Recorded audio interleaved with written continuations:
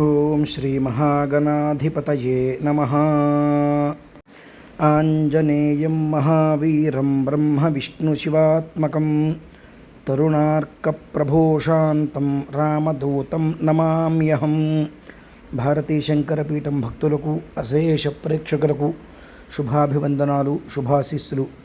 ఇప్పుడు ఈ వీడియోలోని ఆంతర్యం ఏమిటి అంటే, శత్రు సంహారముతో సకల సంపదలను కూడా సృష్టించుకునేటువంటి చక్కటి అవకాశం ఈ ఒక్క వీడియోలో వివరించటం జరుగుతున్నది. చివరిలో దానికి సంబంధించినటువంటి మంత్రము కూడా పారాయణ చేయటం జరుగుతుంది.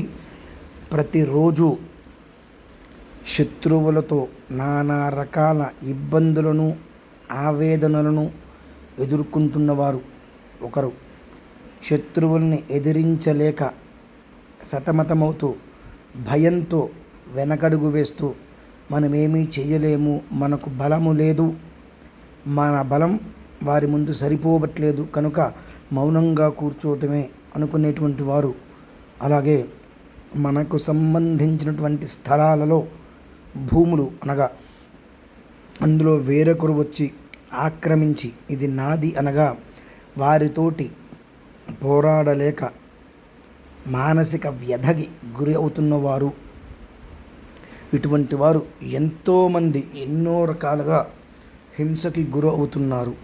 అలాగే ఎవరికో మనం షూరిటీగా ఉంటాము, డబ్బు తీసుకోవడానికో దేనికో, ఆ తీసుకున్నవారు తిరిగి డబ్బు చెల్లించకుండా, మన ఫోన్లు ఎత్తకుండా నానా రకాలుగా మనల్ని చికాకు పరుస్తూ ఉంటారు. మనం ఎవరి దగ్గర అయితే డబ్బు ఇప్పిస్తామో వారు వాళ్ళని వదిలేసి మనల్ని పట్టుకొని పీడిస్తూ ఉంటారు.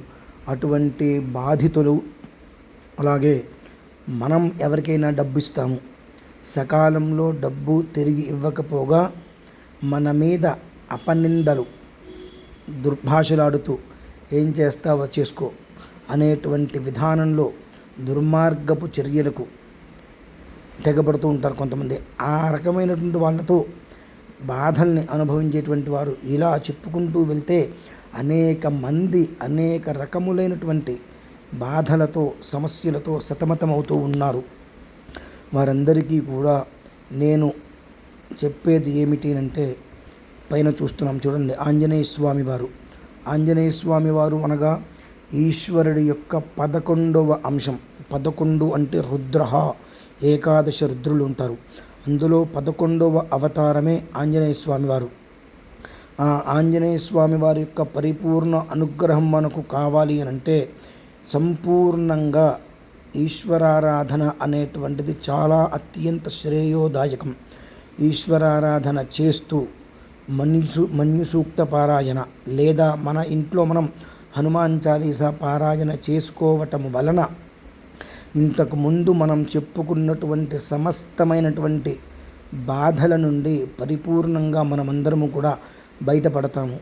అంతటి చక్కటి అవకాశం ఆ ఈశ్వరుడు 11వ రూపంలో హనుమంతుడి యొక్క అవతారంలో మనందరి ముందుకి కూడా వచ్చి ఉన్నారు. ఒక్కొక్కరు ఒక్కొక్క దేవతని ఆరాధిస్తూ ఉంటారు.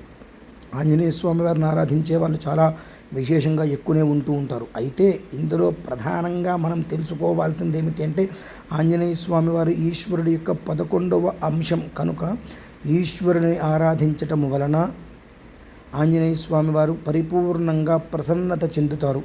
అలాగే ఆంజనేయ స్వామి వారిని అనేక రకములైన ఆరాధనలు కూడా ఉన్నాయి. అవన్నీ కూడా మీకు నేను తెలియజేస్తాను. ఇప్పుడు మనకు మహన్యాసంలో చెప్పబడి ఉన్నది, భస్మాభ్యక్తమనంగ దేహదహన జ్వాలావలీలోచనం అని. అనగా ఏమిటి అనంటే, మనల్ని ఎవరైతే ఇతపూర్వం మనం చెప్పుకున్నటువంటి విధానాలలో ఇబ్బంది పెడుతున్నారో వారందరినీ కూడా ఈశ్వరుడికి ప్రత్యేకమైనటువంటి భస్మారాధన చేయటం వలన ఎవరెవరైతే మనల్ని ఇబ్బంది పెడుతున్నారో వారందరి యొక్క దేహములు కూడా నానా రకములుగా మండిపోతూ ఉంటాయి. భస్మాభ్యక్త మనంగ దేహ దహన జ్వాలావలీలోచనం. మనకు కడుపు మంట అనేటువంటిది ఏదైనా కడుపులో వస్తే మనం ఎంతగా విలవిల్లాడిపోతూ ఉంటామో అటువంటి ఒక్క బాధ వారందరికీ కూడా ఆ ఈశ్వరుడు, సర్వేశ్వరుడు తన ఉగ్రరూపంగా వారందరికీ కూడా ఆ ఒక్క బాధ అనుభవించేలా చాలా గట్టిగానే చేస్తాడు. అందులో ఎలాంటి సందేహము లేదు. మనం ఆచరించే విధానంలో ఎక్కడైనా లోపం అనేటువంటిది ఉండాలేమో కానీ ఖచ్చితంగా మనం కనుక ఆచరించినట్లయితే ఆ ఆచరణలో ఉండేటువంటి ఫలితం 200% మనమందరము కూడా ఖచ్చితంగా పొందుతాము. ఆ పొందుతాము అనేటువంటి చెప్పేటి విషయంలో ఎటువంటి సందేహము మన ఎవరికి కూడా అవసరం లేదు.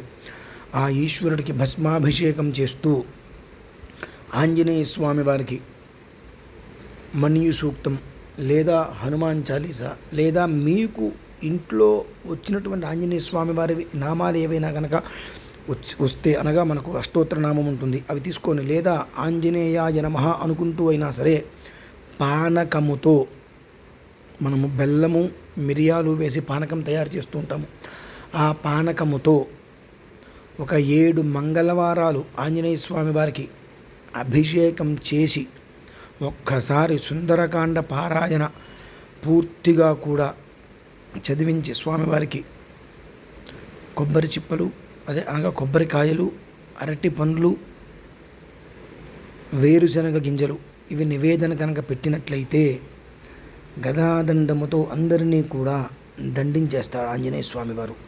ఎందువల్లనంటే హనుమాన్ చాలీసా అనేటువంటిది ఒక్కసారి మీరందరూ కూడా కొంచెమైనా అందులో అర్థాన్ని తెలుసుకోగలిగితే ఆశ్చర్యపోతాం. అంత విశేషమైనటువంటిది.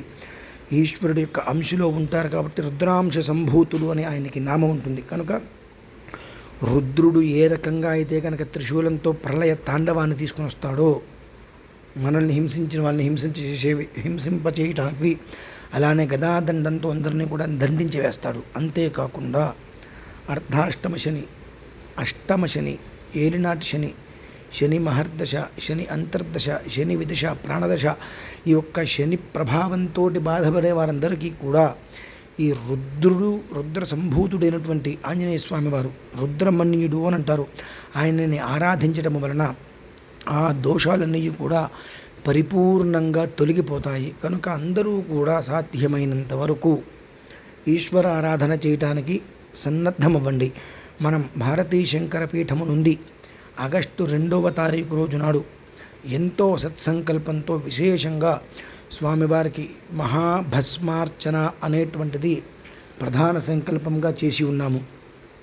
ప్రతి ఒక్కరూ కూడా ఆ ఒక్క మహాభస్మార్చనలో ప్రత్యక్షంగా లేక పరోక్షంగా పాల్గొని ఆ స్వామివారి యొక్క పరిపూర్ణ అనుగ్రహంతో సుఖ సంతోషాలతో ఉండాలని కోరుకుంటున్నాము. మరియు ఆ అభిషేకంలో పాల్గొనేటువంటి వారందరికీ కూడా శుద్ధ స్ఫటిక శంకాశం అన్నట్టుగా శుద్ధ స్ఫటిక శివలింగమును, అభిషేకం చేసినటువంటి భస్మమును, అభిషేకం చేయవలసినటువంటి భస్మమును ప్రసాదంగా మీ అందరికీ కూడా అందజేయటం జరుగుతున్నది. ఓం శ్రీ మహాగణాధిపతయే నమో నమః. స్వస్తి.